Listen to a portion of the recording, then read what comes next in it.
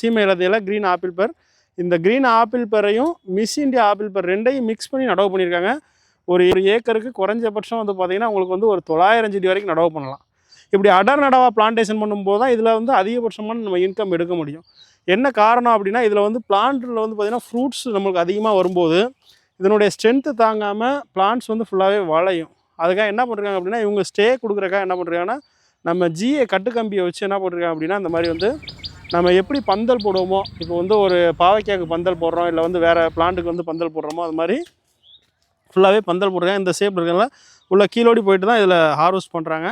அப்படி பண்ணும்போது நல்ல இன்கம் எடுக்க முடியுது. இன்றைக்கி வந்து இது வந்து ஒரு கிலோ வந்து பார்த்திங்கன்னா இன்றைக்கி மார்க்கெட்டில் மினிமம் 40 ரூபாயிலேருந்து 50 ரூபாக்குள்ளே சராசரி எடுத்துக்கிட்டு இருக்கிறாங்க. ஒரு மரத்துக்கு வந்து பார்த்திங்கன்னா 40 கிலோ வரைக்கும் பர் இயருக்கு வந்து ஈல்டு வருது. அப்படி 40 கிலோ கால்குலேஷன் பண்ணும்போது கிட்டத்தட்ட வந்து ஒரு 1200 வரைக்கும் இன்கம் எடுக்க முடியும். இந்த மாதிரி மிக்ஸ் பண்ணி நடும்போது அதாவது வந்து பார்த்திங்கன்னா க்ரீன் ஆப்பிள் பேரையும் இந்த மிஸ் இந்தியா ஆப்பிள் பேர் இது ரெண்டையும் மிக்ஸ் பண்ணி நடும்போது வந்து பார்த்திங்கன்னா ஈல்டு இன்க்ரீஸ் ஆகுது. என்ன காரணம் அப்படின்னா க்ரீன் ஆப்பிள் பேர்லேருந்து மிஸ் இந்தியா ஆப்பிள் பேரில் வந்து பார்த்திங்கன்னா மகரந்த சேர்க்கை நடக்கும்போது நல்ல கலர்ஃபுல்லாகவும் வருது. அதே மாதிரி வந்து பார்த்திங்கன்னா உங்களுக்கு வந்து நல்ல ஈல்டும் இன்க்ரீஸ் ஆகுது.